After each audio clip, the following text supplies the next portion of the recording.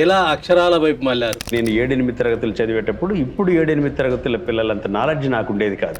Knowledge ఏమో ఎక్కువ ఉంది, రైటింగ్ స్కిల్స్ ఏమో చాలా తక్కువ ఉన్నాయి. ఇంత నాలెడ్జ్ ఉండి కూడా కేవలం పూర్ హ్యాండ్ రైటింగ్ స్కిల్స్ లేకపోతే ఇల్లెజిబుల్గా రాయడం వల్ల ఒక విద్యార్థికి 82 మార్కులు ఈరోజు నాకు ఖచ్చితంగా వస్తాయని అనుకున్న తర్వాత 81.5 వస్తే ఎవరు కొట్టకుండానే వాటి కళ్ళల్లో నీళ్ళు వస్తాయి. ఒక కోర్స్ తయారు చేశాను, హ్యాండ్ రైటింగ్ అంటే ఎలా ఉండాలి. మా అమ్మ ఉత్తరాలు రాస్తూ ఉంటే నేను దానికి ప్రత్యుత్తరం రాస్తే నా ముఖం మీద కార్డు వేసి, అరే వీళ్ళు దీన్ని ప్రింట్ చేశారు, నువ్వు చేత్తో రాసేస్తావురా. హ్యాండ్ రైటింగ్లోకి రాకముందు మా నాన్న దగ్గర నుంచి నాకు వచ్చే 500-600 రూపాయల డీడీని ఆపడానికి చేసిన ప్రయత్నం. హ్యాండ్ రైటింగ్కు ఈ అవకాశాలు ఉన్నాయనేది ఎలా తెలిసింది? 1996లో నేను ఈ వృత్తిని ఎంచుకుని ఈ వృత్తిలోనే ఉండాలని నిశ్చయించుకున్న రోజుకి ఈ వృత్తిలో ఎవరూ లేరు. యండమూరి వీరేంద్రనాథ్, వివి పట్టాభిరామ్ గారితో ఇలాంటి వాళ్ళు ఉంటే భారతదేశానికి చాలా చాలా మంచిది. ఎంటర్‌ప్రెన్యూర్స్ అంటారు వీళ్ళని ఇంగ్లీష్లో. యండమూరి గారు అనేక పుస్తకాలు రాశారు, అవి మీకేమైనా ఉపయోగపడ్డాయా? అది మళ్ళీ చాలా జాగ్రత్తగా ఒక్కొక్క దారాన్ని తీసి తనలో నుంచి తనను తాను ఆత్మార్పణ చేసుకుంటూ ఆ దారాన్ని. పట్టాభిరామ్ గారేమో పెద్ద మ్యూజిషియన్. ఆయన నా కోసం ఒక లైన్ రాసిచ్చారు, తలరాతను తలదన్నేదే చేతి రాత అని. నా కుడి చేతిని నెత్తి మీద పెట్టి ఒట్టేసి చెప్పగలను. అసలు వాళ్ళు భయపెట్టేవాళ్ళు నన్ను ఒకసారి అయితే, నువ్వు అప్డేట్ చేసుకోకపోతే అవుట్డేట్ అయిపోతావు, ప్రతిభ ఉంటే సరిపోదు, ప్రచారం కూడా ఉండాలి, ఇలాంటి మాటలు పైపైనే నేర్చుకుంటే సరిపోదు. ఆ భాషలో ఉండే మాధుర్యాన్ని, వాటి వెనకాతలు ఉండే అర్థాలని, ఇంకా చెప్పాలంటే LSRW స్కిల్స్ని. ఫిన్లాండ్ అనే ఒక దేశానికి వెళ్ళినప్పుడు నా కళ్ళు తెరుచుకున్నాయి. మాకు చెప్తూ ఉంటారు పెద్దవాళ్ళు, పుచ్చు వంకాయలు కొనేవాళ్ళది తప్పు ఉంటుందా, అమ్మేవాళ్ళది తప్పు ఉంటుందా అంటే కొనేవాళ్ళదే తప్పు ఉంటుంది. మనకు తెలుగు మీడియం పాఠశాలలు ఉండేవి, ఇప్పుడు లేవు. నా రీసెర్చ్ ఎలా ఉంటుందంటే, ఈ రిమోట్ కంట్రోల్ నేను వాడేటప్పుడు ఇది ఎలా పనిచేస్తుందో నాకు అవసరం లేదు, కానీ నాకు అవసరమైంది ఆ ఛానల్ మారడమే. ఒక టీచర్గా కూడా నేను అదే చేయాలి. చాలా హాయిగా ఆ గీతను ఎవరు గీయగలుగుతారో వాళ్ళందరికీ ఈ 4 వచ్చేస్తాయి. ప్రపంచం అంతా దాన్ని హ్యాండ్ రైటింగ్ అంటుంది, కానీ మీరు చేత్తో ఏమీ రాయరు. మెదడులో కలిగిన ఆలోచనలకి 20-30 ఏళ్ల తర్వాత జపాన్లో ఉండే స్కూల్స్లో టాయిలెట్స్ కడగడానికి, ఈ బెంచీలు తొడవడానికి ప్రత్యేకంగా మనుషులు ఎవరు ఉండరు. I kill my books. ఇది నాకు నచ్చింది, ఇది సమాజం కోరుకుంటుంది, ఇదే రాయాలి ఇప్పుడు, కానీ ఇది నాకు తెలియట్లేదు, ఇది నేను నమ్మట్లేదు, ఇది నేను నమ్మాలి. ఈ రంగం భవిష్యత్ ఏమిటి? మల్లికార్జున్, మీకు హ్యాండ్ రైటింగ్ తప్పక ఇంకే వేరే పని ఏమైనా వచ్చా అని అడుగుతుంటారు. నేను ఒక వాక్యాన్ని ఇలా రాస్తూ ఉన్నప్పుడు నా మెదడు ప్రపంచంలోకి ఏ విషయం ఆలోచించడానికి spending time with the children is the best investment అంటారు ఆయన. Welcome real talk with AK.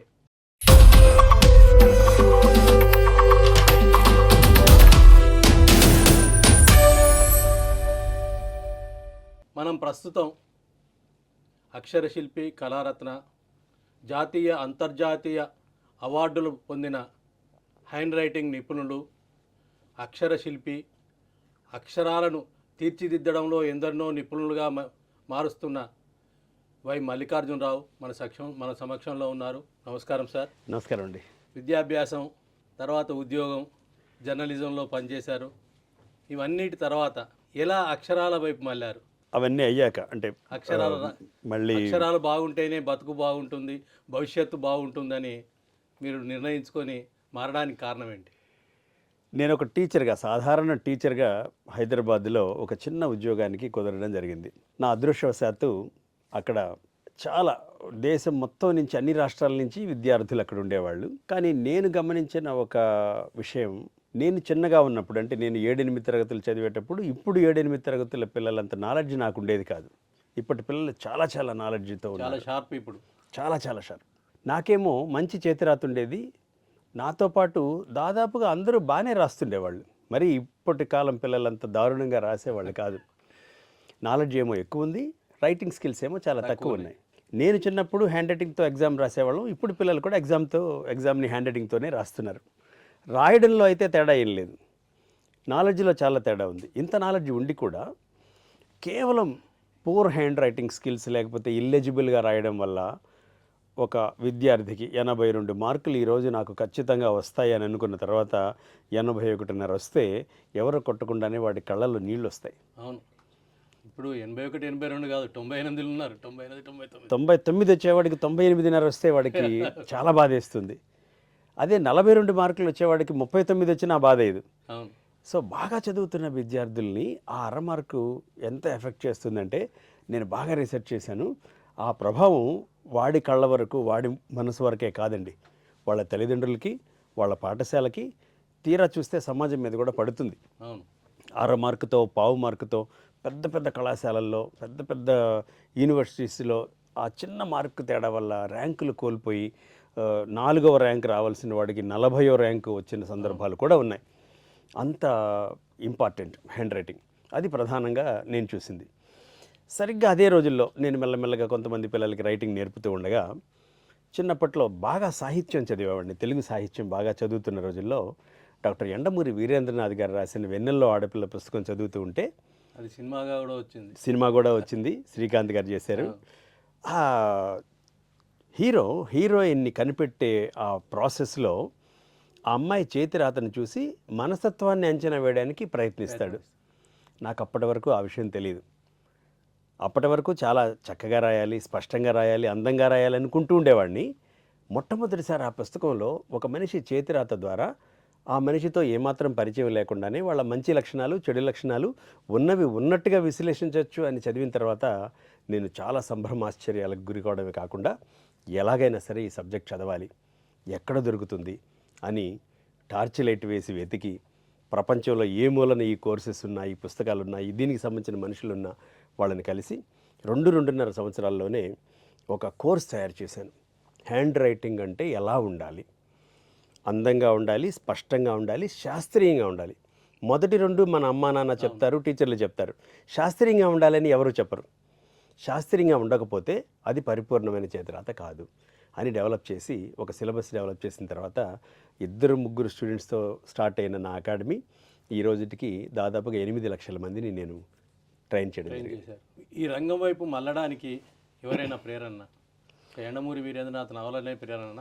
నవల ద్వారా కేవలం నేను కొంచెం ప్రొఫెషనల్గా చేయడం జరిగింది. కానీ చిన్నప్పుడు వేరే ఊరిలో చదువుతూ ఉంటే మా అమ్మ నాకు రాసిన ఉత్తరాలు నాకు ప్రధానమైన ప్రేరణ. మీ ఊరేంటి, మీ అమ్మ? నేను పరిపూర్ణమైన తెలుగువాడిని. ఎలా అంటే ఆంధ్రప్రదేశ్లో పుట్టి రాయలసీమలో చదువుకుని హైదరాబాద్లో సెటిల్ అయ్యాను. అంటే ఇప్పటి వరకు నా వయసుని 3 అనే నెంబర్తో భాగిస్తే సరే సమానంగా నెంబర్లు వస్తాయి.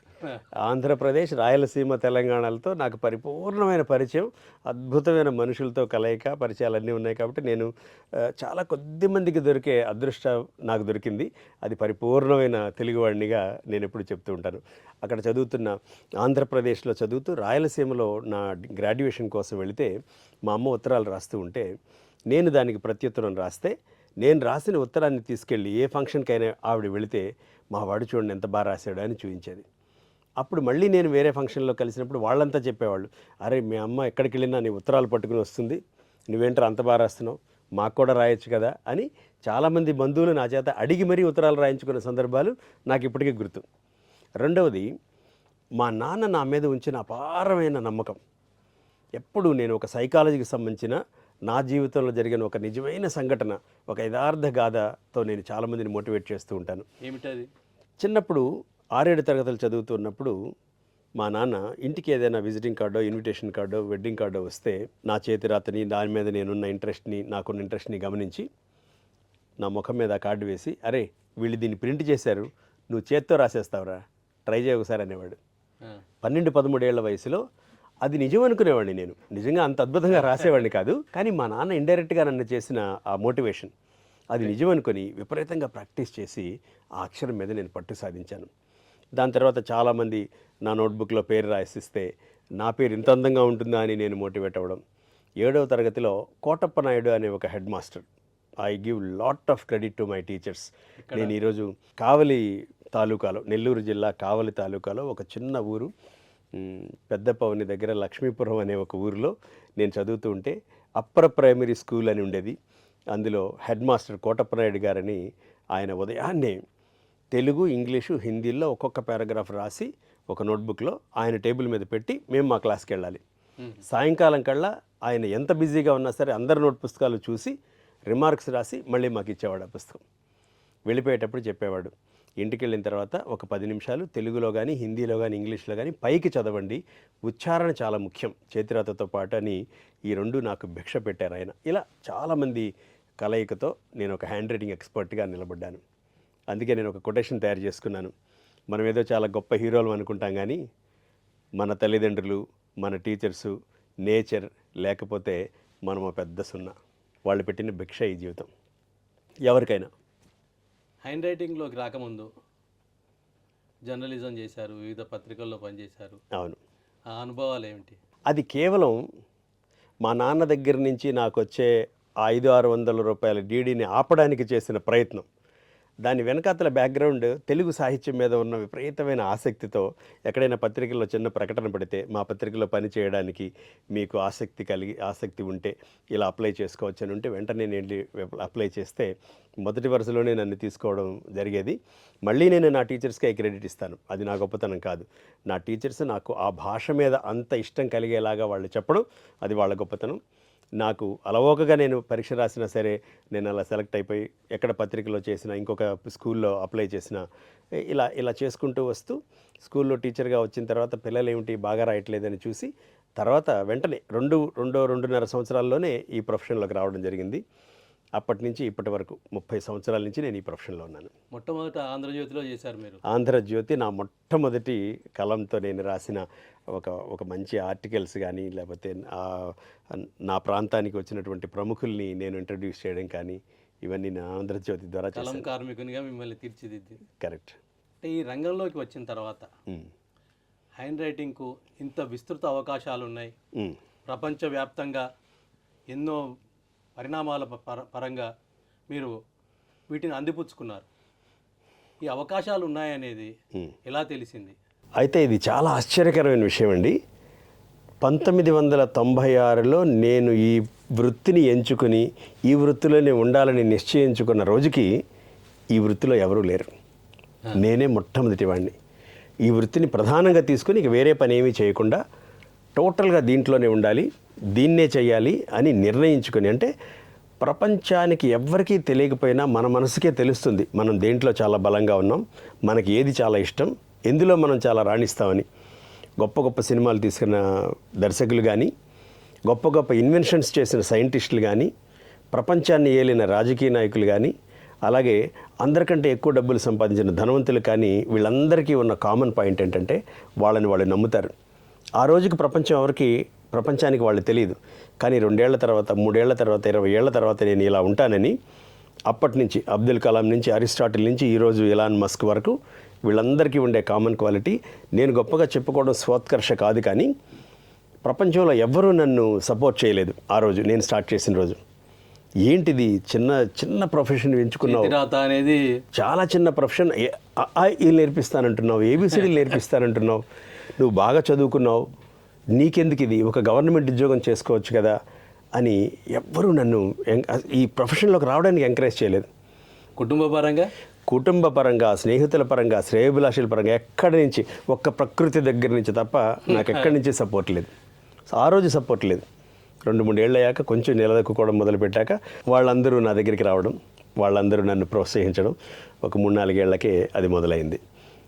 అంటే ఈ విషయం పరంగా నేనేం చెప్తున్నానంటే, మీరు బలంగా నమ్మిన విషయంలో మీరు జాగ్రత్తగా వర్క్ చేస్తే ఒక రోజుకి, అంటే ఒక 1000 రోజులు ఆ పనిని చేసి తట్టుకోగల ఆర్థిక స్తోమత, లేకపోతే సమాజాన్ని నిజంగా మీరు నమ్మించగల ఒక పొజిషన్లో మీరు ఉండగలిగితే ఎవరైనా ఏ రంగంలో అయినా రాణించవచ్చు. దానికి నేను ఖచ్చితంగా ఒక ఉదాహరణ. నేషనల్ హ్యాండ్ రైటింగ్ అకాడమీ అనేది మీరు మొదట స్థాపించారు. అవును. తర్వాత మహా అకాడమీగా మార్పు చేశారు. అవునండి. దాని వెనుక కారణాలు ఏంటి? దీన్ని మేనేజ్మెంట్లో ఏమంటారంటే బ్రాండింగ్ అంటారండి. కొత్త లోగోతో, కొత్త పేర్లతో బ్రాండింగ్ అని అంటారనమాట. ఒకటి నేషనల్ హ్యాండ్ రైటింగ్ అకాడమీ అనే దాంట్లో రీసెంట్గా నేషనల్ అనే పదాన్ని ప్రైవేట్ సంస్థలు వాడకూడదు అనేది ప్రభుత్వపరంగా ఒకటి వచ్చింది. రెండోది చాలా పెద్ద పేరు అయిపోయింది. మూడోది ప్రపంచంలో ఎవరికైనా వాళ్ళ పేరంటే చాలా ఇష్టం ఉంటుంది. నా అదృష్టం కొద్దీ మహా అకాడమీ, ఎంఏ అంటే మల్లికార్జున్, హెచ్ఏ అంటే handwriting, Mallikarjun handwriting అకాడమీని కుదించి మహా అకాడమీ చేసి కొత్త బ్రాండింగ్తో వచ్చాం. ఈ బ్రాండింగ్ తర్వాత మీరు ఎందరికో నేర్పించారు. అవును. సుమారు 8 లక్షల మందికి పైగా. అవును. అందులో ప్రముఖులు ఎందరో ఉన్నారు. అవునండి. MBA, MCA అట్లాంటి పెద్ద పెద్ద కోర్సులు చేసేవాళ్ళు, వివిధ రంగాలలో నిష్ణాతులైన వాళ్ళు మీ దగ్గర నేర్చుకున్నారు. అవును. వారు మీ వైపు ఆకర్షితులు కావడానికి కారణాలేంటి? అంటే వారు సాధారణమైన స్థితిలో ఉన్నప్పుడే హ్యాండ్ రైటింగ్ బాగలేకపోవడం వల్ల వాళ్ళు ఆ హ్యాండ్ రైటింగ్ని కరెక్ట్ చేసుకోవాలి అని వాళ్ళ టీచర్స్ వాళ్ళ పేరెంట్స్ చెప్పినందువల్ల వాళ్ళకి నేను చేస్తే వాళ్ళకు అద్భుతమైన పొజిషన్లోకి వచ్చిన తర్వాత కూడా వాళ్ళు గుర్తుపెట్టుకుని మళ్ళీ నన్ను పలకరించడం అది వాళ్ళ సంస్కారం ఖచ్చితంగా. కానీ వాళ్ళ తల్లిదండ్రులని వాళ్ళ టీచర్లనే నేను అప్రిషియేట్ చేస్తాను. ఎందుకంటే ఒక కుర్రాడు 22-23 ఏళ్ల వయసులో అప్పటిదాకా హ్యాండ్ రైటింగ్ నేర్చుకోకుండా అంతా బాగా నేర్చుకున్నాడు, సబ్జెక్ట్ అంతా బాగొచ్చు, విశ్లేషణ చాలా బాగుంది, ఈ ఎక్కడికి వెళ్ళినా హ్యాండ్ రైటింగ్ మాత్రం బాగాలేదు. నువ్వు రాసే సివిల్ సర్వీసెస్ UPSC రాసే కుర్రాడు, సివిల్ సర్వీసెస్లో చాలా డిస్క్రిప్టివ్ ఎగ్జామినేషన్స్ ఉన్నప్పుడు చేతిరాతకి చాలా చాలా ప్రాముఖ్యత ఉంటుందన్నప్పుడు నేను అతనికి హెల్ప్ చేశాను. దాని తర్వాత మర్చిపోకుండా అతను ఇప్పటికీ నాకు టచ్లో ఉన్నారు. పేరు చెప్పలే. ఏకే ఖాన్ గారు అబ్బాయి ముజామిల్ ఖాన్ ఇక్కడ సిద్దిపేటలో పనిచేసి వెళ్ళారు. సిద్దిపేటలో మొట్టమొదటి ఉద్యోగం పనిచేసి వెళ్ళారు. అలాగే చాలామంది 2005లో వినీల్ కృష్ణ, అలాగే మొన్న ఉదయ్ భాస్కర్ రెడ్డి, ఇలా చాలామంది కనీసం నేను ఒక 60-70 మంది కేవలం చేతిరాత వల్ల తప్పిపోయిన వాళ్ళు ఆ చేతిరాతను మెరుగుపరచుకోవడం ద్వారా CA, MBBS లేకపోతే సివిల్స్ UPSC ఎగ్జామినేషన్స్ క్రాక్ చేసిన వాళ్ళు చాలామంది మళ్ళీ మాకు తారసపడరు. ఎలా అంటే ఆరోగ్యం బాగలేనప్పుడు మనం డాక్టర్ దగ్గరికి వెళతాం, ఆ రోజు మీరు ఏం చెప్తే అది చేస్తామని చెప్తాం. రెండో రోజు తగ్గిన తర్వాత మళ్ళీ ఆ డాక్టర్కి ఫోన్ చేసి చెప్పడానికి కానీ కలవడానికి కానీ మనం ప్రయత్నించాం. అలాగే నా దగ్గరికి వచ్చి సరి చేసేసుకుని వెళ్ళిపోయిన వాళ్ళు చాలామంది ఉంటారు. కొద్దిమందో ఇలా మళ్ళీ నా దగ్గరికి వచ్చి చెప్పి కృతజ్ఞతలు అని చెప్పి వెళ్ళిన వాళ్ళు చాలా తక్కువ మంది ఉంటారు. సినీ దర్శకులు కోదండరాం మీ చేతిరాతతో ఆకర్షితులయ్యారు? నా చేతి రాతతో కాదండి, ఆయన చేతి రాతతోనే ఆయన దర్శకుడు అయ్యారు. అంటే ఆయన చాలా పెద్దవారు కదా, దాదాపుగా ఒక 45-50 సంవత్సరాల క్రితం ఆయన సినిమా రంగానికి వచ్చినప్పుడు మీ హ్యాండ్ రైటింగ్ బాగుంటుందా అని అడిగితే హ్యాండ్ రైటింగ్ బాగుంటుందని చెప్తే కేవలం హ్యాండ్ రైటింగ్ బాగున్న కారణంతో ఆయన అసిస్టెంట్ డైరెక్టర్గా ఆ రోజు నియమితులయ్యారు. ఈ ప్రాసెస్లో డాక్టర్ యండమూరి వీరేంద్రనాథ్ గారి వల్ల కోదండరామిరెడ్డి గారితో పరిచయం అవ్వడం, వారు అలా చెప్పడం, ఇవన్నీ నాకు చాలా ఆశ్చర్యానికి గురి చేసి నేను వాటి మీద వీడియోస్ కూడా చేశాను అనమాట. యండమూరి వీరేంద్రనాథ్, బివి పట్టాభిరామ్ గారితో ఇద్దరితో మీకు చాలా సన్నిహిత సంబంధాలు ఉన్నాయి. అవును. వాటి అనుభూతులు ఏంటి? జన్మనిస్తారు తల్లిదండ్రులు, అది వాళ్ళ కనీస కర్తవ్యం. అది జన్మనిచ్చారు కాబట్టి మా అబ్బాయిని నేను చూసుకోవాలి, మా అబ్బాయికి నేను ఖర్చు పెట్టాలి. ప్రపంచంలో ప్రతి తల్లి ప్రతి తండ్రి నా కొడుకు కంటే గొప్పవాళ్ళు లేరు, నా కూతురు కంటే గొప్పవాళ్ళు లేరు అని వాళ్ళని అల్లారుముద్దుగా పెంచుతారు. ఓకే, కానీ ఒక దశకు వచ్చిన తర్వాత, ఒక 20 ఏళ్ల వయసుకు వచ్చిన తర్వాత ప్రముఖులు ఒక అబ్బాయిని తీసుకుని, అంటే నన్ను, ఏ ఊరో తెలియదు, ఏ మతమో తెలియదు, ఎక్కడ వాడో తెలియదు, ఏ ప్రాంతమో తెలియదు, కేవలం నాకున్న ప్రొఫెషన్ని గుర్తించి అందరిలాగా ఒక డిగ్రీ చదివేసి ప్రభుత్వమే ఉద్యోగం ఇవ్వాలి అని అనుకోకుండా ఒక కొత్త ఫీల్డ్ని క్రియేట్ చేసి తన కాళ్ళ మీద తను నిలబడుతున్నాడు.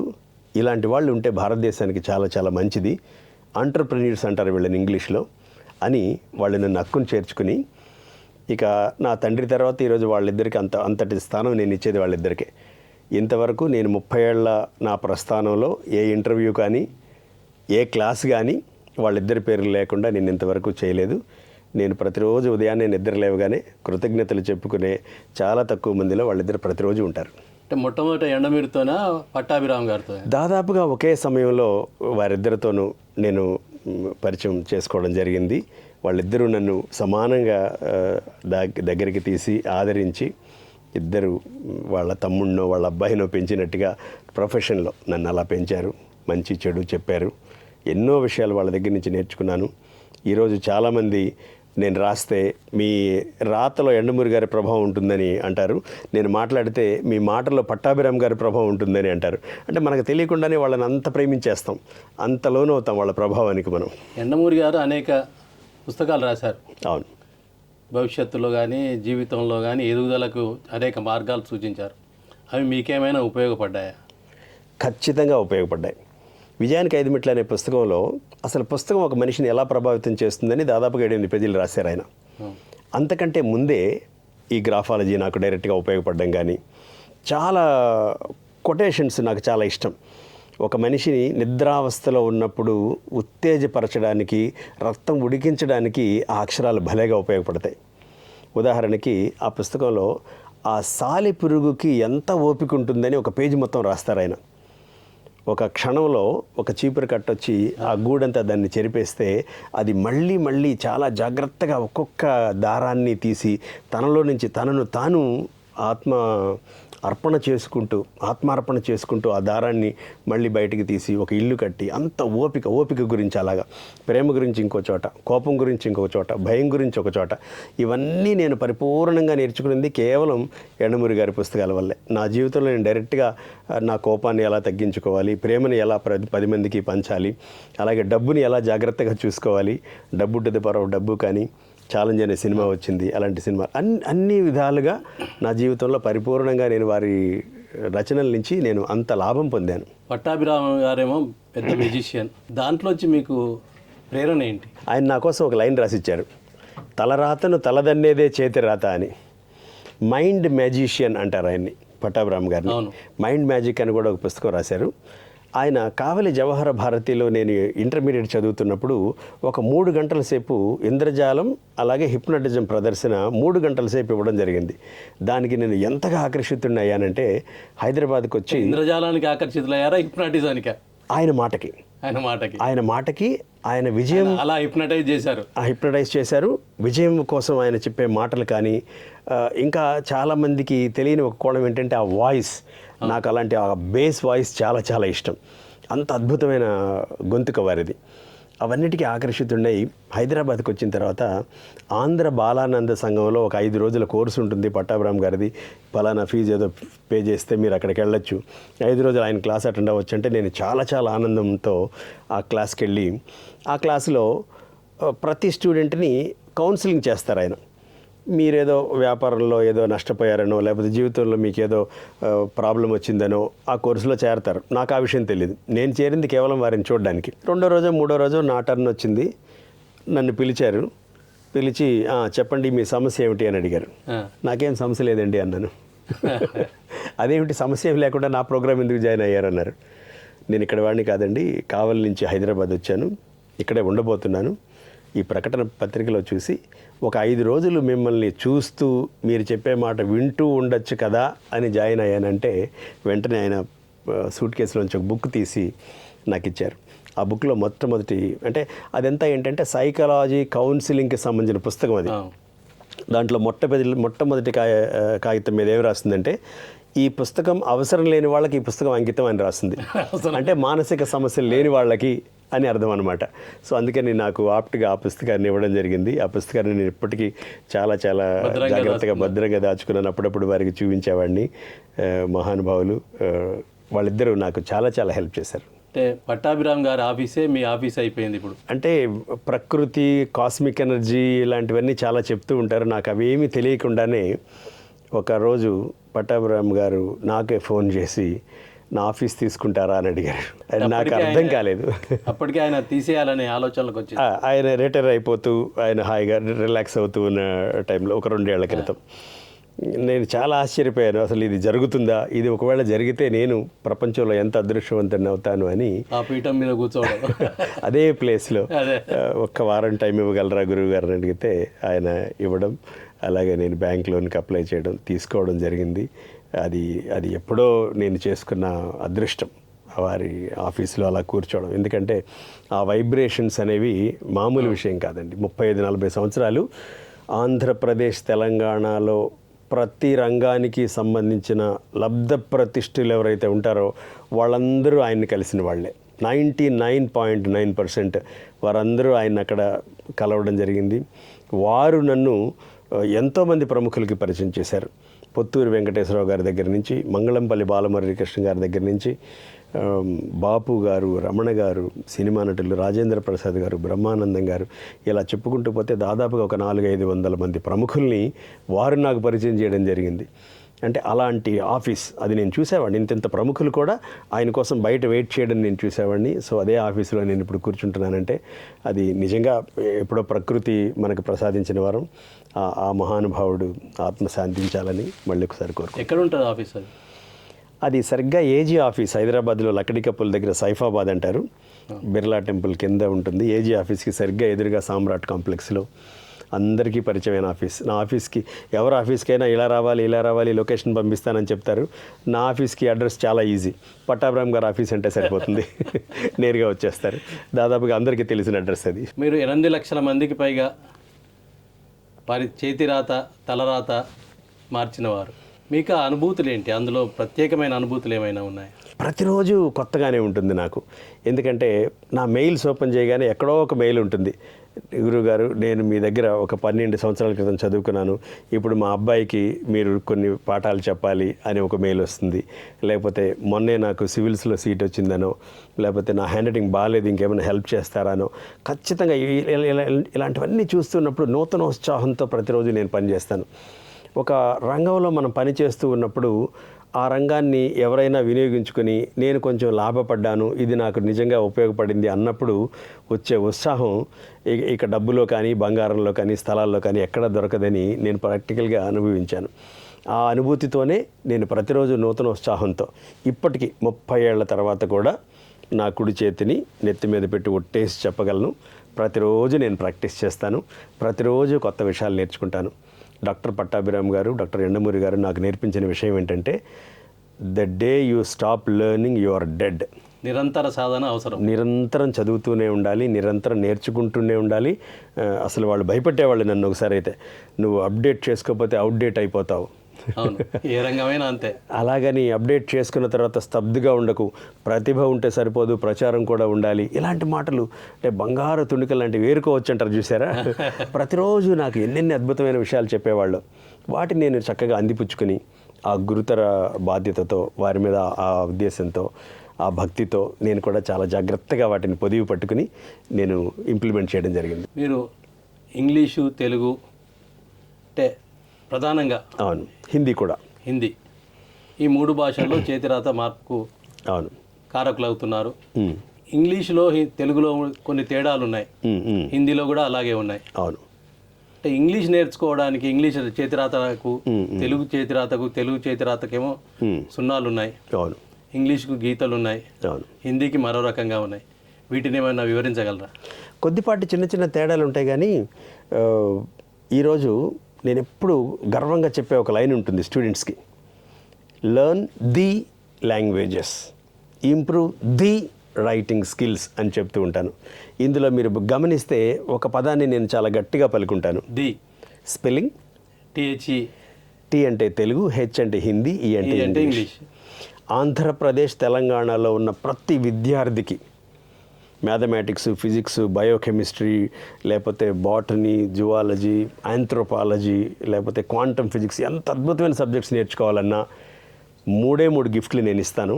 అవేంటంటే మన భాషలు, తెలుగు, హిందీ, ఇంగ్లీష్. ప్రతి విద్యార్థి ఖచ్చితంగా ఈ 3 భాషల్ని ఔపాసన పట్టాలి. పైపైనే నేర్చుకుంటే సరిపోదు. ఆ భాషలో ఉండే మాధుర్యాన్ని, వాటి వెనకాతలు ఉండే అర్థాలని, ఇంకా చెప్పాలంటే LSRW స్కిల్స్ని, లిజనింగ్, స్పీకింగ్, రీడింగ్, రైటింగ్, తెలుగులో, హిందీలో, ఇంగ్లీష్లో ఎవరైతే చక్కగా ప్రేమతో, గౌరవంతో నాకు ఇవి కావాలి, నేను వీటిని సొంతం చేసుకోవాలని ఎవరు నేర్చుకుంటారో వాళ్ళకి ప్రపంచంలో ఎంత పెద్ద కోర్స్ అయినా సరే, ఎంత పెద్ద సబ్జెక్ట్ అయినా సరే చాలా సునాయాసంగా నేర్చేసుకోవచ్చు.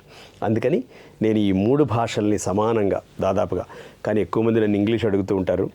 అక్కడ కొంచెం మనసు చివుకుమంటుంది. మన మాతృభాష తర్వాతే కదా మరో భాష. నేను మాతృభాషకి చాలా ఎక్కువ ఇంపార్టెన్స్ ఇస్తాను యాక్చువల్లీ. కానీ నన్ను అడగడం మాత్రం డైరెక్ట్గా వచ్చి ఇంగ్లీషే అడుగుతూ ఉంటారు. నేను అంటే మాకు చెప్తూ ఉంటారు పెద్దవాళ్ళు, పుచ్చు వంకాయలు కొనేవాళ్ళది తప్పు ఉంటుందా, అమ్మేవాళ్ళది తప్పు ఉంటుందా అంటే, కొనేవాళ్ళదే తప్పు ఉంటుంది, కొంటున్నారు కాబట్టి అమ్ముతూ ఉంటారు. సో ఇంగ్లీష్ తప్పని నేను ఎప్పుడు అనండి. ఇంగ్లీష్ ఎప్పుడంటే తెలుగు, హిందీ నేర్చుకున్న తర్వాత. తెలుగు, హిందీ అని కూడా అనను నేను. మాతృభాష, జాతీయ భాష, ప్రపంచంలో ఎవరైనా సరే వీటిని ముందు ఆకళింపు చేసుకుని జాగ్రత్తగా చదివితే, మీకు ఒక చక్కటి ఉదాహరణ చెప్తాను. నేను ప్రతి సంవత్సరం దేశ విదేశాలకు వెళ్ళి అక్కడ చదువు ఎలా చెప్తూ ఉన్నారు, పిల్లలు ఎలా నేర్చుకుంటున్నారు, టీచర్స్ ఎలా వాళ్ళని పట్టించుకుంటున్నారని కనీసం 10-15 రోజులు ఎక్కడికో ఒక చోటకి వెళ్ళి రీసెర్చ్ చేస్తూ ఉంటాను. ఫిన్లాండ్ అనే ఒక దేశానికి వెళ్ళినప్పుడు నా కళ్ళు తెరుచుకున్నాయి. అక్కడ మేస్టారు చిన్న పిల్లలకి, అంటే 1వ తరగతి నుంచి 12వ తరగతి వరకు సైన్స్ని వాళ్ళ మాతృభాషతో నేర్పిస్తారు. మ్యాథమెటిక్స్ని అంతే, సోషల్ స్టడీస్ని అంతే, అన్ని సబ్జెక్ట్స్ వాళ్ళ మాతృభాషతో నేర్చుకోవాలి. మనకు తెలుగు మీడియం పాఠశాలలు ఉండేవి, ఇప్పుడు లేవు. ఇప్పుడు కనపట్లేదు. మనం చాలా జాగ్రత్తగా భూతద్దం పెట్టి చూసినా కనపట్లేదు. అది దొరకపోవడం కూడా ప్రభుత్వమే మార్చేసింది. అది చాలా చాలా బాధేసే విషయం మనకి. అక్కడ ఇప్పటికీ మాతృభాష ద్వారా పరాయి సబ్జెక్ట్స్ నేర్పిస్తారు. అందుకని వాళ్ళు ప్రపంచంలో చాలా స్ట్రాంగ్ ఉంటారు. మీరు గమనిస్తే అమెరికా నుంచి, యూకే నుంచి, ఆస్ట్రేలియా నుంచి, ఇండియా నుంచి, చాలా దేశాల నుంచి అక్కడికి వెళ్ళి చదువు ఎలా చెప్పాలో నేర్చుకుని వస్తూ ఉంటారు. బెస్ట్ ప్రాక్టీసెస్ అన్నీ అక్కడ ఉంటాయి అన్నమాట. స్వీడన్లో కానీ, డెన్మార్క్లో కానీ, మీకు ఫిన్లాండ్లో కానీ, ఇలాంటి దేశాల్లో అక్కడికి వెళ్ళినప్పుడు చూడండి వాళ్ళ మాతృభాష అంత ఇంపార్టెన్స్ ఇస్తారు. ఇక్కడ మనం కొంచెం చులకన చేసుకుంటున్నాం, అది బాధాకరమైన విషయం. సో కానీ మూడింటిని సమానంగా చూసుకున్న వాళ్ళు ధన్యులు. హ్యాండ్ రైటింగ్లో అంకెల ప్రాధాన్యత కూడా ఉందని మీరు అవును చాలా సందర్భాల్లో చాటి చెప్పారు. అవును, ప్రధానంగా 8 అంకె. తెలుగులో వచ్చేసప్పటికి 0. అవును, హిందీలో ఏంటో చెప్పలేదు ఇంకా. ఈ అంకెల ప్రాధాన్యత కానీ ఇంకేదైనా కానీ ఒక చేతిరాత నిపుణుడిగా మారడానికి లేదా చేతిరాత బాగుండడానికి కారణంగా ఈ అంశాలు దేనికి పనిచేస్తుంటాయి? అంకెలు ఈ రెండింటిని కలిపి ఒకే సమాధానంగా చెప్తాను. సాధారణంగా నా రీసెర్చ్ ఎలా ఉంటుందంటే, ఒకరోజు నేను టీవీ చూస్తూ రిమోట్ ఇలా నొక్కగానే ఛానల్ మారిపోయింది. ఇలా నొక్కి అలా ఛానల్ మారడానికి 1 సెకండ్ అనకూడదు, సెకండ్లో 100వ వంతో 1000వ వంతు లిప్త పాటులో మారిపోద్ది. చాలా క్లియర్గా, అప్పటిదాకా అంత క్లియర్గా వస్తున్న ఛానల్ టోటల్గా వేరే ఛానల్. ఇది ముంబై నుంచి వస్తే, ఇంకోటి ఢిల్లీ నుంచి వస్తే, ఒకటి హైదరాబాద్ నుంచి వస్తే, ఎక్కడెక్కడి నుంచి వచ్చినా సరే ఇంత లిప్తపాటులో ఎలా మారుతోందబ్బా అని నాకు ఆశ్చర్యం కలిగింది. అప్పుడు నేను ఆలోచించాను, ఈ రిమోట్ కంట్రోల్ నేను వాడేటప్పుడు ఇది ఎలా పనిచేస్తుందో నాకు అవసరం లేదు, కానీ నాకు అవసరమైంది ఆ ఛానల్ మారడమే. ఒక టీచర్గా కూడా నేను అదే చేయాలి. నేను ఎక్కువ రీసెర్చ్ చేసి, నేను ఎక్కువ కష్టపడి ఆ పిల్లవాడికి చిన్న విషయాలు చెప్తే దానివల్ల లాభం ఎక్కువ జరగాలి.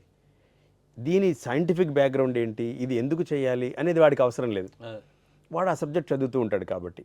అందుకని ఆ రోజు నేను మొదలుపెట్టి 3.5 సంవత్సరాలు విపరీతంగా పరిశోధన చేసిన తర్వాత 4 అంశాలు నేను తీసుకున్నాను ఆ పరిశోధనలో.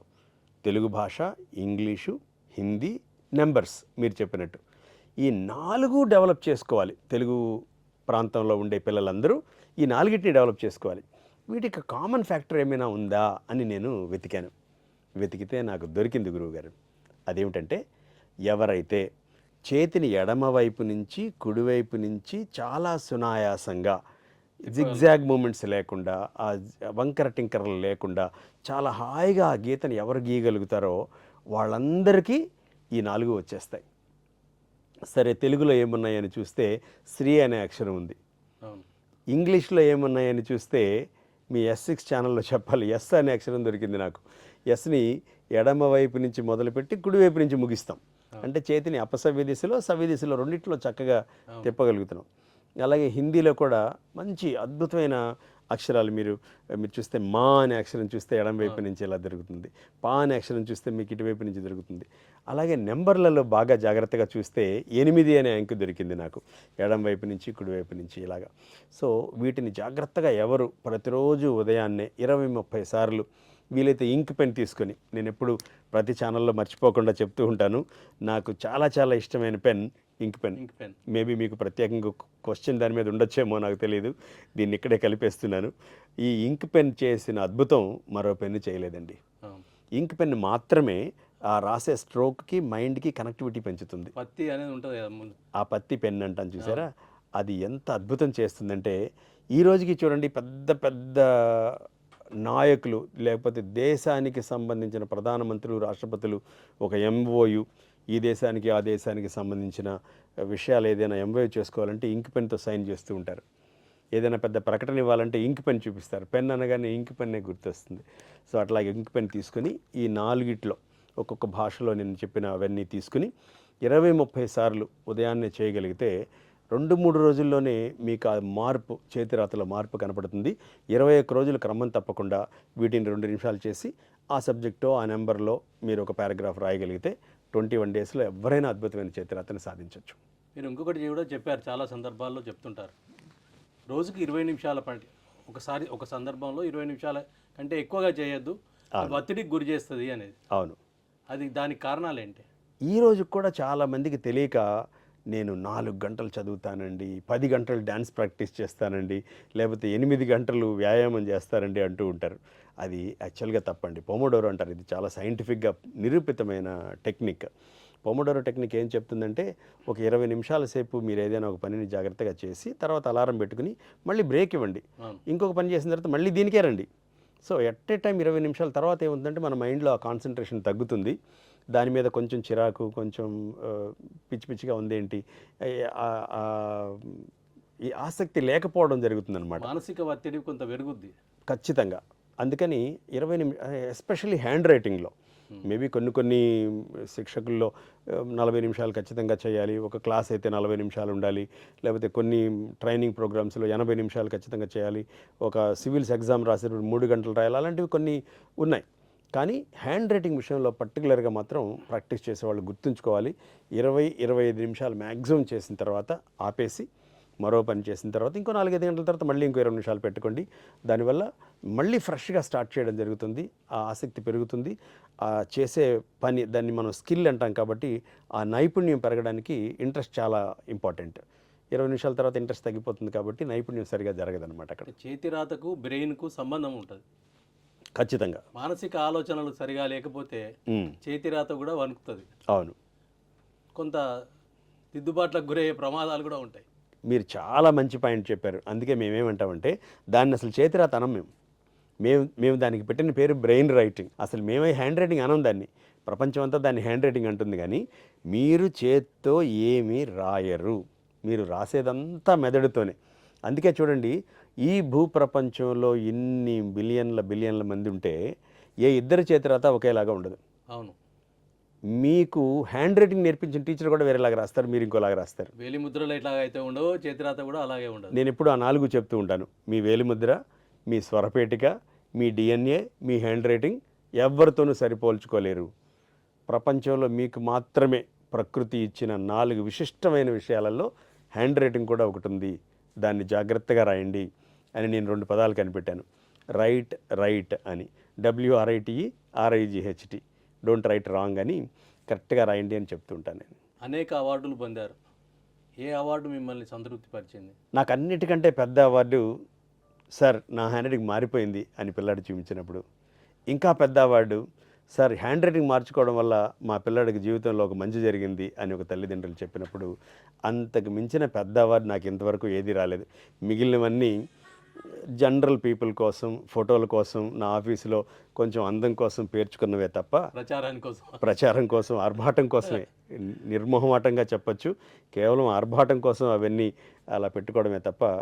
అన్నిటికంటే పెద్ద అవార్డు ఆ పిల్లల కళ్ళల్లో ఆనందం చూసినప్పుడు, వాళ్ళ చేతిరాతలో మెరుగుదల చూసినప్పుడు, ఆ చేతిరాతలో శాస్త్రీయమైన విషయాలను జొప్పించి వాళ్ళు రాసి తద్వారా వాళ్ళు తెచ్చుకున్న మార్పు, తద్వారా వాళ్ళు తెచ్చుకున్న విజయం వాళ్ళు మళ్ళీ నాకు చెప్పినప్పుడు, లేదా వాళ్ళు చెప్పకపోయినా పర్వాలేదు, వాళ్ళని నేను ఇండైరెక్ట్గా చూసినప్పుడు నాకు కలిగే ఆనందం మాత్రమే అన్నిటికంటే మించిన అవార్డు. ఏ శిష్యుడైనా విజయం సాధిస్తే అది గురువుకు మహదానందం. చాలా. మీరు అంతర్జాతీయ ప్రశంసలు పొందారు, అవార్డులు పొందారు, వాటి అనుభూతులు ఏంటి? చిన్నప్పుడు ఒక పల్లెటూరులో, ఎంత చిన్న పల్లెటూరులో ఉండేవాడిని అంటే అసలు ఆ ఊరికి బస్సు కూడా లేదు. నా కళ్ళ ముందు ఆ ఊరికి కరెంటు వేశారు. ఒక ఊరికి ఎలక్ట్రిసిటీ లేని ఊరిని నేను చూశాను. నాకు బాగా గుర్తు, నా మస్తిష్కంలో ఆ జ్ఞాపకాలన్నీ ఇప్పటికీ పచ్చగా ఉన్నాయి. 9-10 ఏళ్ల వయసులో నేను బడికి వెళుతూ ఉంటే రోడ్డు పక్కన అటు ఇటు గుంటలు తీయడం, దాని తర్వాత ఒక 10 రోజుల తర్వాత పోల్స్ అన్నీ అక్కడ వేయడం, దాని తర్వాత పెద్ద పెద్ద వైర్లు రోల్స్ అన్నీ అక్కడ పెట్టడం, దాని తర్వాత వాటిని దారాలతో చుట్టి, పెద్ద పెద్ద తాళ్లతో చుట్టి ఆ పోల్స్ని అహోం అహోం హోం అని లాక్కుంటూ వెళ్ళడం నేను చూశాను. తల పైకెత్తి చూస్తే చిన్న విమానం ఎగురుతూ ఉండేది. అది ఎంత విచిత్రంగా చూసేవాడిను. నాకు పట్టాభిరామ్ గారు పెద్దయ్యకి చెప్పారు, మల్లికార్జున్ ఇప్పుడే బ్రేక్ఫాస్ట్ చేసి తదాస్తు దేవతలు అలా వెళుతూ ఉన్నప్పుడు మనం ఏదైనా అనుకుంటూ ఉంటే అప్పుడే మన దగ్గరికి వచ్చి తదాస్తు అంటే అది అయిపోతుంది అని. మేబీ ఆ క్షణంలో నన్ను తదాస్తు దేవతలు తదాస్తు అన్నారేమో తెలియదు. అప్పుడు కాళ్ళకి సరైన చెప్పులు కూడా లేకుండా ఒక పల్లెటూరులో మారుమూల గ్రామంలో నుంచి నేను విమానం చూసినప్పుడు మెదడులో కలిగిన ఆలోచనలకి 20-30 ఏళ్ల తర్వాత ఎన్ని విమానాల్లో ఎన్ని విదేశాలకి తిరుగుతూ ఉన్నా అంటే ప్రశంసలు ఇవన్నీ కాదండి. మనం జీవితంలో ఉన్న స్థితి నుంచి ఉన్నత స్థితికి వెళ్ళాలి. అవును. నిన్న ఎలా ఉందో ఈరోజు కూడా అలాగే ఉంటే మనకి జంతువులకి పెద్దగా తేడా లేదు. ఖచ్చితంగా మార్పు ఉండాలి. ప్రతిరోజు చదువుకుంటూ ఉండాలి. ప్రతిరోజు మనం చేసిన తప్పుల్ని సరిదిద్దుకుంటూ ఉండాలి. ప్రతిరోజు ఇంకా గొప్ప కావడానికి కొత్త మంచి పని ఒక నైపుణ్యాన్ని నేర్చుకుంటూ ఉండాలి అని ఖచ్చితంగా నేర్చుకుని మా గురువుగారుల దగ్గర మా తల్లిదండ్రుల దగ్గర నేర్చుకుని ఆచరిస్తూ ఉన్నాను. కాబట్టే ఇప్పుడు ఒక డాక్టర్ చాలామందికి అవసరం, ఒక నిపుణుడు చాలామందికి అవసరం, వడ్రంగివాడు చాలామందికి అవసరం. ఆ రంగంలో చాలా తదేకంగా అబ్జర్వ్ చేసి ఆ రంగంలో విపరీతంగా నేర్చుకుంటూ ఇంకా గొప్పగా చెయ్యాలి ఈ రంగంలో అని ఎవరు అనుకున్నా సరే వాళ్ళందరికీ అంతర్జాతీయ ప్రశంసలు ఖచ్చితంగా వస్తాయి. మీరు వివిధ దేశాలు సందర్శించారు. ఏ దేశంలో మీరు క్లాస్ తీసుకున్నప్పుడు కానీ లేదా పర్యటించినప్పుడు కానీ ప్రత్యేక అనుభూతులు ఏమైనా ఉన్నాయా? నేను చాలా దేశాలు తిరుగుతున్నప్పుడు నాకు మొన్నటి వరకు ఫిన్లాండ్ బాగా నచ్చేది. అరే ఇక్కడ ప్రజలు చాలా బాగున్నారు, ఆనందంగా ఉన్నారు. ఎందుకంటే హ్యాపీ కోషెంట్ అక్కడ చాలా ఎక్కువగా ఉంటుంది. ఎన్నో సంవత్సరాలు వరుసగా ప్రపంచంలో అన్ని చోట్ల కంటే ఆనందంగా ఎక్కడ ఉంటారు అంటే ఫిన్లాండ్ అని తేలింది అని నచ్చుతూ ఉండేది. ఈ మధ్య జపాన్కి వెళ్ళిన తర్వాత జపాన్ దాన్ని కూడా డామినేట్ చేసిందండి. జపాన్లో నాకు చాలా మంచి విషయాలు నచ్చాయి. అక్కడ ప్రజలకి విపరీతమైన దేశభక్తి, అక్కడ ప్రజలకి శుభ్రత అంటే ఎంత ఇష్టమో, ఎవరి కోసమో శుభ్రంగా ఉంచుకోరు వాళ్ళు. అది నా బాధ్యత అని ప్రతి విషయాన్ని శుభ్రంగా ఉంచుకుంటారు. జపాన్లో ఉండే స్కూల్స్లో టాయిలెట్స్ కడగడానికి, ఈ బెంచీలు తొడవడానికి ప్రత్యేకంగా మనుషులు ఎవరు ఉండరు. మాకు తెలియక ఒక స్కూల్లో అడిగేశాం, ఏమిటి పిల్లల చేత చేయిస్తారా ఈ పనులన్నీ అని. వాళ్ళు ఏమి చెప్పారంటే మా పిల్లలు అసలు పాడు చేయరు అని చెప్పారు. ఎంత నచ్చిందో నాకు. అంటే ప్రతిదీ చాలా శుభ్రంగా చూసుకుంటారు. రోడ్ల మీదకి వచ్చే పాత లారీలు కూడా ఇప్పుడు షోరూమ్ నుంచి వచ్చినట్టుగా ఉంటాయి, అంత నీట్గా పెట్టుకుంటారు. మనుషులంటే విపరీతమైన గౌరవం. అది ఈ దేశం వాళ్ళ వేరే దేశం వాళ్ళ అని అక్కర్లేదు, మనిషి అయితే చాలు వాళ్ళు ఉంగిపోతారు. ఎంతో వినయంగా ఉంటారు, నేర్చుకుంటారు, ప్రత్యేకంగా స్కిల్స్ నేర్చుకుంటారు. ఎంత లేకపోతే 1945లో అంత పెద్ద అణు విస్ఫోటనానికి గురైన ప్రాంతం, మళ్ళీ ఇక్కడ గడ్డి కూడా మొలవదు అనుకున్న ప్రాంతం ఈరోజు ప్రపంచానికి ఒక ప్రామాణికమైందంటే అక్కడ ప్రజల్ని మెచ్చుకోవాలి. మీరు చాలా పుస్తకాలు రాశారు. ఏ పుస్తకాలు ప్రామాణికంగా ఎక్కువగా విద్యార్థుల దగ్గరికి చేరాయి, అంటే హ్యాండ్ రైటింగ్ నేర్చుకోవాలని అనుకునే వారి దగ్గరికి చేరాయి? నేను పుస్తకం రాయడానికి ఉపక్రమించిన మొట్టమొదటి క్షణం నేను అనుకునే మాట ఏమిటంటే, ఏ పుస్తకమైనా అందరూ చదువుతారు, నా పుస్తకం చదివితే బాగా రాస్తారు, హ్యాండ్ రైటింగ్ కూడా ఇంప్రూవ్ చేసుకోవాలి, మనకుండే నమ్మకం అది. ఎస్. ప్లస్ ఈ రంగంలో చాలా ప్రాబ్లమ్స్ ఉన్నాయి కదా, చాలా సమస్యలు ఉన్నాయి కదా, వాటిని నేను అధిగమిస్తూ ఇంతవరకు ఎవరు చేయని ప్రయోగాన్ని నేను చేయాలి, ఇంతవరకు ఎవరు చెప్పని కోణంలో నేను చెప్పాలి. ఎడ్వర్డ్ డిబానో అని ఒక మహానుభావుడు లేటరల్ థింకింగ్ అని ఒక బుక్ రాశారు. ఆ పుస్తకం ద్వారా నేను నేర్చుకున్న అంశం ఏంటంటే, అందరూ ఆలోచించేలాగే అందరూ చేసేలాగే మీరు కూడా చేస్తే మీరు కూడా అందరిలాగే తయారవుతారు. ఏమైనా కొంచెం కొత్తగా ఆలోచించగలిగితే, కొంచెం డిఫరెంట్గా ఆలోచించగలిగితే మీరు డిఫరెంట్గా అవుతారు అని. ఆ లైన్ని ఉపయోగించుకుని నేను పుస్తకాలు రాయడం మొదలు పెడతాను. అందుకని ఇప్పటిదాకా నేను చేసిన ప్రతి పుస్తకం నాకు ఒక మంచి పేరు తీసుకొచ్చింది, ప్రజల్లోకి దూసుకెళ్ళింది. నా పుస్తకంలో ఉన్న గొప్ప విషయం ఏంటంటే, ఒక 20 సంవత్సరాల క్రితం నేను చేసిన పుస్తకం ఇప్పుడు దొరకదు మీ దగ్గర, ప్రపంచంలో ఎక్కడ ఉండదు అది. ఎందుకంటే నా పుస్తకాన్ని నేను ప్రతి 2 సంవత్సరాలకి ఒకసారి చంపేస్తాను. I kill my books. మళ్ళీ దాన్ని డెవలప్ చేస్తాను, మళ్ళీ ఇంప్రూవ్ చేస్తాను. ఆ పుస్తకం మార్కెట్లోకి వెళితే కానీ అందులో ఉన్న సాధక బాధకాలు ఏమిటో తెలియదు. నేను రాసిన కవిత నాకు బాగానే ఉంటుంది, నేను రాసిన పుస్తకం నాకు అద్భుతంగానే ఉంటుంది. అసలు బయటకు వెళితే కదా ప్రజలకు నచ్చుతుందో లేదో తెలిసేది. అక్కడ నాకు టీచర్లు, స్టూడెంట్స్, పేరెంట్స్ మెల్లమెల్లగా ఒక్కొక్క విషయం చెప్తూ ఉంటారు. ఈ పుస్తకం సైజ్ ఇలా ఉంది, ఈ పుస్తకంలో పేపర్ క్వాలిటీ ఇలా ఉంది, ఈ పుస్తకంలో అక్షరం ఇలా ఉంది, ఈ పుస్తకానికి కనెక్షన్ ఈ ప్రాబ్లం ఉంది, లేకపోతే మా వాడు పైన బాగా రాయగలుగుతున్నాడు, నేను కింద సరిగా రాయలేకపోతున్నాడు. ఇవన్నీ నేను జాగ్రత్తగా నోట్ చేసుకుని 1 సంవత్సరం 1.5 year అయ్యేటప్పటికి మళ్ళీ నాకు వచ్చిన కొత్త ఆలోచనలు మేళవించి వీటన్నిటిని జత చేసి మళ్ళీ కొత్త పుస్తకాన్ని తయారు చేస్తాను. కాబట్టి ప్రతి పుస్తకం మళ్ళీ 1వ సంవత్సరం 2వ సంవత్సరం మళ్ళీ కొత్తగా తయారవుతూ ఉంటుంది. ప్రతి పుస్తకానికి నాకు అద్భుతమైన మంచి పేరు వచ్చింది. వాటిలో కొంచెం ప్రత్యేకంగా చెప్పాలంటే, తెలుగు భాషని నేను చాలా అర్థం చేసుకుని దాంట్లో మెళకువలన్నీ జొప్పించి ఏం పేరు పెడదామా అని ఆలోచించి ఒక పేరు పెట్టాను. అన్ని పుస్తకాలకి నాకు పుస్తకాల వల్ల పేరు వచ్చింది, కానీ ఈ పుస్తకానికి పెట్టిన పేరు వల్లే నాకు పేరు వచ్చింది. దానికి నేను పెట్టిన పేరు సర్వే జనా లిఖినో భవంతు. అది చక్కగా వచ్చింది, చాలా బాగా దూసుకెళ్ళింది, మార్కెట్లోకి చాలా బాగా నడుస్తుంది. అది తెలుగు వారి కోసం. తెలుగు వారి కోసం ప్రత్యేకంగా. ఇంగ్లీష్లో రైట్ బెటర్ గెట్ బెటర్ అని ఒక బుక్ రాశాను. అది చాలా చాలా పాపులర్. నేను ఇందాక చెప్పినట్టు నన్ను ఎక్కువ మంది ఇంగ్లీష్ అడుగుతూ ఉంటారు. తెలుగు పుస్తకాలు 10 నేను బయటికి పంపిస్తే ఇంగ్లీష్ పుస్తకాలు 100 పంపిస్తాను నేను బయటికి. రైట్ బెటర్ గెట్ బెటర్ అనే బుక్ నాకు కూడా బాగా ఇష్టమైన బుక్. అలాగే హిందీలో ఏమైనా రాశారు? హిందీలో కూడా హిందీ సులేఖిని అని రాశాను. అది మొట్టమొదటిసారి కేంద్రీయ హిందీ సంస్థాన్ వారి అనుగుణాల వారి ఇన్స్ట్రక్షన్స్ని బేస్ చేసుకుని నా స్ట్రాటజీని జొప్పించి అసలు అక్షరం ఎలా మొదలైంది, ఈ అక్షరానికి ఇంకో అక్షరానికి సారూప్యత ఏంటి, ఎందుకు చాలామంది గా రాస్తే మాలాగా ఉంటుంది, ఎందుకు కొంతమంది వాణి బాణి ఒకేలాగా రాస్తారు, ఆ ఒత్తులు ఎందుకు కొంతమంది ఆ మాత్ర సరిగా రాయలేరు రాసేటప్పుడు, చాలా కన్ఫ్యూజ్. కరెక్ట్గా చెప్పారు. పైన గీత గీసేటప్పుడు అది ప్రత్యేకంగా ఉంటుంది, తర్వాత చొక్క పెట్టాలి, చొక్కని గీతలాగా రాస్తారు. వీటన్నిటికి ప్రత్యేకంగా నేను రీసెర్చ్ చేస్తే అది కూడా చాలా బాగా వెళుతుంది.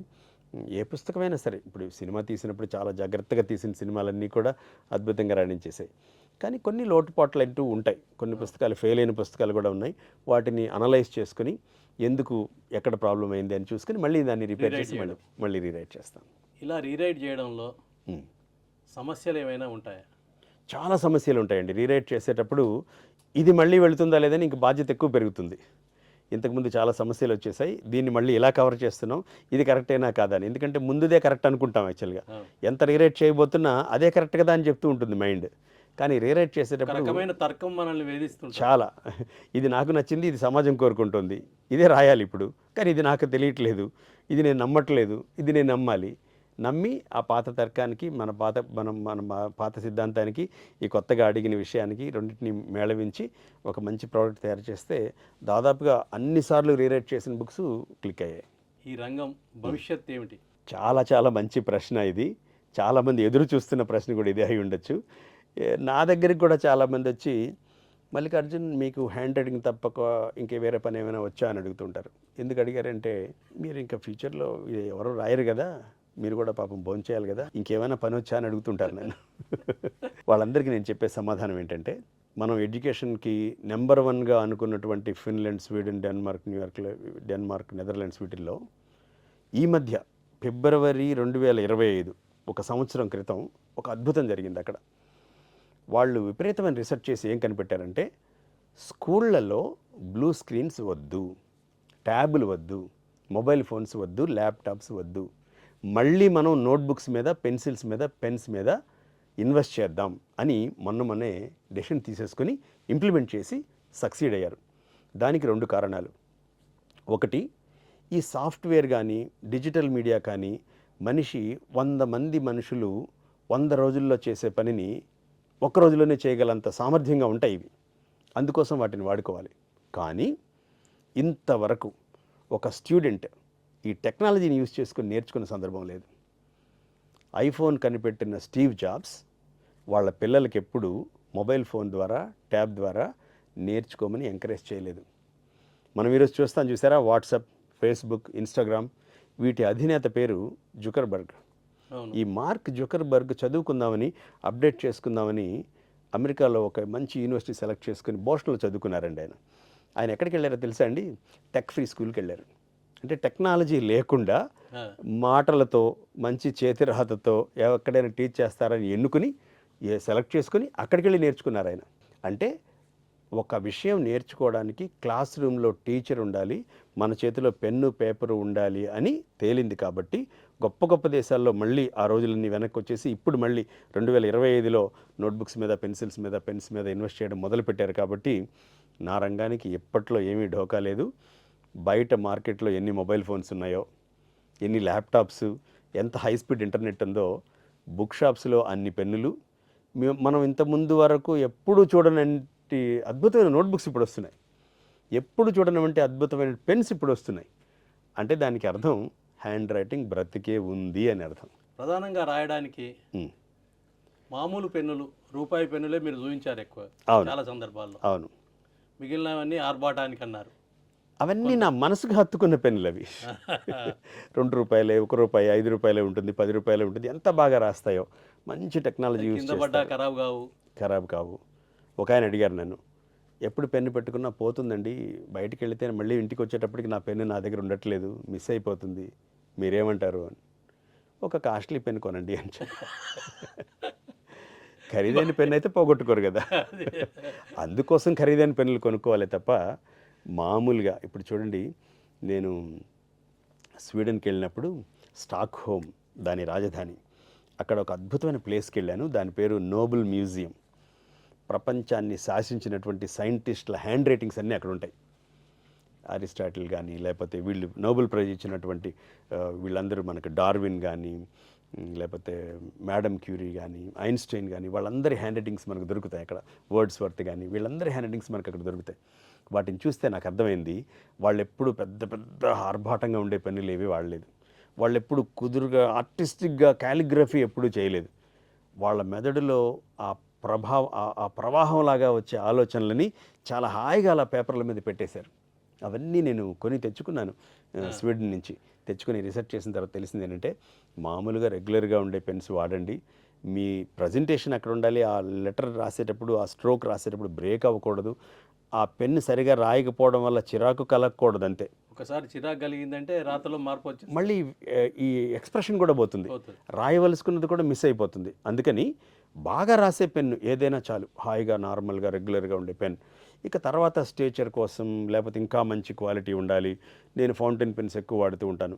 మనకి రూ. 40, రూ. 100 చాలా ఇంకులు దొరుకుతుంటాయి. ఆ ఇంకుతో రాసినప్పుడు మామూలు పేపర్ మీద రాస్తే ఒక 10 ఏళ్ల తర్వాత చూస్తే అది కొంచెం ఫేడ్ అయిపోయినట్టుగా ఉంటుంది, 20 ఏళ్ల తర్వాత అసలు కనపడకుండా పోతుంది.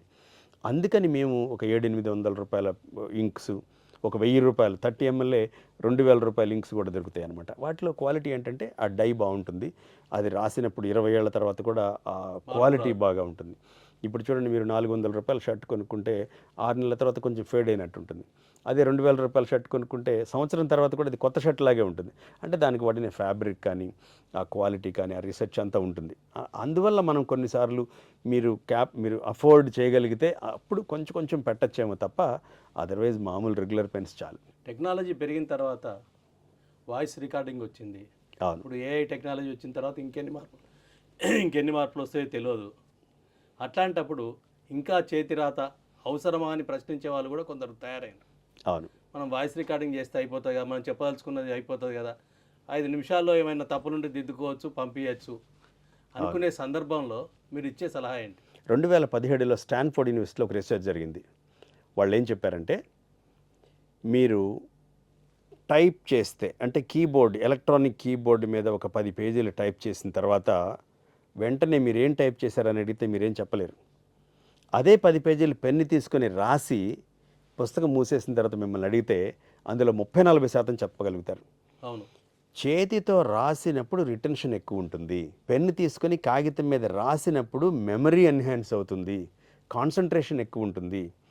నేను ఒక వాక్యాన్ని ఇలా రాస్తూ ఉన్నప్పుడు నా మెదడు ప్రపంచంలోకి ఏ విషయం ఆలోచించడానికి సాహసించదు, కంప్లీట్ కాన్సన్ట్రేషన్ దాని మీదే ఉంటుంది. దాన్ని నేను ట్రాన్సెండెంటల్ మెడిటేషన్ అంటాను. భావాతీత ధ్యానం చేస్తే ఎంత ఫలితం వస్తుందో, ఒక పెన్ తీసుకొని కాగితం మీద రాసినప్పుడు ఒక 10 నిమిషాలు ప్రతిరోజు ఉదయాన్నే అలా రాయగలిగితే కరెక్ట్గా మెడిటేషన్ చేస్తే వచ్చినంత ఫలితం వస్తుంది. నా గ్యారంటీ, మినిమం గ్యారంటీ నేను ఇస్తున్నాను. ప్లస్ సెకండ్ విషయం, ఈ రోజుకి కూడా 2026లో మీరు ఇండియా లాంటి డెవలపింగ్ నేషన్స్ ఏది తీసుకున్నా 85-94% వరకు పరీక్షలన్నీ హ్యాండ్ రైటింగ్ బేస్డే ఉంటాయి, అట్లీస్ట్ 12th క్లాస్ వరకు. దాని తర్వాత కొన్ని బబ్లింగ్ ఉంటాయి, కొన్ని ఓఎంఆర్ షీట్స్ ఉంటాయి, కొన్ని వైవా, మెడిసిన్ ఎండి చదివేటప్పుడు వైవాతో కూడా కొన్ని మార్కులు వేస్తారు. సైన్స్ స్టూడెంట్స్కి ప్రాక్టికల్స్లో కొన్ని ఉంటాయి, ప్రాజెక్ట్ వర్క్స్. ఇవి చాలా తక్కువ. 80-94% పరీక్షలు చేతిరాత మీద ఆధారపడి ఉంటాయి. కాబట్టి నేను ఎప్పుడు చెప్తూ ఉంటాను స్టూడెంట్స్కి, మీరు జూన్లో స్కూల్కి కాలేజీకి వెళ్ళిన తర్వాత మార్చి ఏప్రిల్ వరకు 10-11 నెలలు చదివిందంతా 50% అయితే ఆ పరీక్షల్లో మీరు ఆ 2 గంటల సేపు రాసేది 50% అవుతుంది.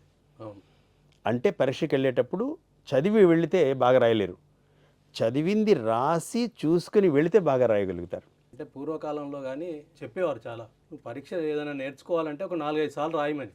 అవును, 4-5 సార్లు రాస్తే నీకు బట్టి పట్టినట్లే వచ్చేస్తుంది. కరెక్ట్. దాంట్లో ఏమీ సందేహం లేదు. రాతకు అంత ఇంపార్టెన్స్ ఉందని రీసెర్చ్లో కూడా తేలింది ఇప్పుడు రాసినప్పుడు. అలాగే చదవడం కూడా, మీరు ట్యాబ్లోనో మొబైల్ ఫోన్లోనో ఇలా ఎంతసేపు చదివినా, ఇలా ఇలా ఓపెన్ చేసి చదివినా ఏమీ గుర్తుండదు మీకు. అవును. అదే పేపర్ బ్యాక్ ఎడిషన్ తీసి చదవండి, మీకు చాలా గుర్తుంటుంది. దాన్ని మీరు ఫీల్ అవుతారు, ఎంజాయ్ చేయగలుగుతారు. అందుకే చెప్తారు ప్రపంచ ప్రఖ్యాత సైకాలజిస్టులు ఇప్పుడు ఏం చెప్తున్నారంటే, నిద్రపోయే ముందు లాస్ట్ 30 మినిట్స్ బ్లూ స్క్రీన్ చూడకండి, లాస్ట్ 15 మినిట్స్ ఏ పుస్తకమో చదువుతూ అలా నిద్రలోకి జారుకోండి. ఏదైనా మీకు బాగా నచ్చిన పుస్తకం, అది మీ మత గ్రంథం అవ్వచ్చు, సెల్ఫ్ హెల్ప్ బుక్ అవ్వచ్చు, లేకపోతే మీరు బాగా నచ్చే సబ్జెక్ట్ బుక్ అయి ఉండొచ్చు. ఒక 10-15 నిమిషాల సేపు చదివి పడుకుంటే, కథలు కావచ్చు, నవలలు కావచ్చు, ఎనీథింగ్, అందులో ఎన్ని లాభాలు, బహుళ ప్రయోజనాలు ఉంటాయి. సబ్జెక్ట్ అర్థమవుతుంది, ఆత్మానందం కలుగుతుంది. ఈరోజు నా మెదడుని నేను పరిపుష్టం చేసుకున్నాను, నిన్నటికంటే ఎక్కువ విషయాలు తెలుసుకున్నాను అనే ఒక అద్భుతమైన ఆనందంతో అలా నిద్రలోకి జారుకుంటే మళ్ళీ కొత్త రోజుని ఒక అత్యంత అద్భుతమైన ఉత్సాహంతో అద్భుతంగా మొదలు పెట్టచ్చు. మీరు విద్యార్థులకు చాలా స్కూళ్ళలో క్లాసులు తీసుకున్నారు హ్యాండ్ రైటింగ్లో. అవును. ఒక ఉన్నత దశకు చేరుతున్న వాళ్ళు, ఐఏఎస్ ఐపీఎస్ రాస్తున్న వాళ్ళకు కూడా తీసుకున్నారు. అవును. రెండింటి మధ్య ఉన్న తేడా ఏంటి? అంటే బేసిక్ బాగా ఉన్నప్పుడు హయ్యర్ లెవెల్స్ బాగా ఉంటాయండి. ఈ మధ్య కాలంలో ఒక చిన్న మార్పు నేను గమనిస్తున్నాను. బాగా చదువుకునే పిల్లలు ఎక్కువ మంది దొరుకుతున్నారు ఇప్పుడు మనకి. సబ్జెక్ట్ చాలా బాగా చదువుతున్నారు, మంచి మార్కులు వస్తున్నాయి. కానీ ఆ ఇళ్లల్లో పేరెంట్స్తో రిలేషన్ కానీ, లేకపోతే తాతయ్యలతో అమ్మమ్మలతో రిలేషన్ కానీ, ఆ స్నేహితులతో మంచి హెల్దీ రిలేషన్స్ కానీ, ఇవి కొంచెం తక్కువ అయిపోతూ ఉన్నాయి. బాగా రద్దీగా ఉన్న బస్సులో మీకు సీటు దొరికింది, ఆ మధ్యదారిలో పక్కనే సీట్లో మీరు కూర్చున్నారు. మీకు ఒక 30 ఏళ్ళో 25 ఏళ్ళో ఉంటాయి. ఒక ముసలావిడ అక్కడ నిలబడి ఉన్నారు, వణుకుతూ ఉన్నారు. మీరు మాత్రం అలాగే కూర్చున్నారు. వెనక వైపు నుంచి ఒక శబ్దం వస్తుంది, మన వైపుకి చేయి చూపించి, ఏం బాబు చదువుకున్నట్టున్నావు. ఇది ఎంత పెద్ద ఆలోచించే విషయం అంటే, చదువుకున్నట్టున్నావు అంటే అర్థం ఏంటంటే సంస్కారం ఉండాలి కదా. అది ఈ రోజుల్లో కొంచెం మిస్ అవుతుంది. కేవలం చదువుతున్నారు పిల్లలు. ఆ సంస్కారం, ఆ విలువలు, ఆ పచ్చటి వాతావరణం, మనుషులతో ఉండే అనుబంధాలు, బాంధవ్యాలు, వీటితో చదువుకుంటే ఇంకా బాగుంటుంది. అది యాడ్ చేయాలని నా కోరిక. మళ్ళీ యాడ్ చేయాలి. పాత రోజుల్లో చాలా బాగుండేది, మేమంతా దాన్ని అనుభవించాం. ఇప్పుడు మళ్ళీ ఆ టచ్ కొంచెం ఇవ్వాలి. ఇన్స్టిట్యూషన్స్ దీని మీద వర్క్ చేయాలి. ఎస్పెషల్లీ ఇళ్లల్లో పేరెంట్స్ కొంచెం టైం స్పెండ్ చేయాలి. మా ఎండమూరి గారు అదే అంటారు, spending time with the children is the best investment అంటారు ఆయన. అంతకంటే మంచి ఇన్వెస్ట్మెంట్ లేదు. పెద్దలు కూడా కొంచెం స్పెండ్ చేయాలి. చేతిరాత నిపుణులుగా సమాజానికి ఇచ్చే సలహా ఏంటి? సమాజానికి కాకపోయినా విద్యార్థుల వరకు నా దగ్గర ఒకే ఒక లైన్ ఉందండి. చదువుతున్నప్పుడు మీకు అర్థం కావాలి, రాసినప్పుడు మాకు అర్థం కావాలి. మీ పని అయిపోతుంది. మీరు మంచి సంస్కారమైనటువంటి వృత్తిలోకి వెళతారు, అద్భుతమైన సక్సెస్లోకి మీరు వెళతారు. ఇక సమాజానికి చెప్పే అంత పెద్దవాడిని నేను కాదు, ఇంకా కొంచెం టైం ఉంది దానికి. పిల్లలు బాగుంటే రేపొద్దున సమాజం కూడా చాలా చాలా బాగుంటుందని నా కోరిక. చేతిరాత నిపుణులు అంటే సరిపోదు, చేతిరాత నిష్ణాతులు, ఎందరో తలరాతలు చేతిరాతగా మార్చి తీర్చిదిద్దిన వాళ్ళు వై మల్లికార్జునరావు గారు. వారు మనకు ఇంటర్వ్యూ ఇవ్వడానికి సహకరించినందుకు ధన్యవాదాలు సార్. చాలా థ్యాంక్స్ అండి, ధన్యవాదాలు. త్వరలో మీ ముందుకు మరో ప్రముఖంతో రానున్నాం. Real talk with AK.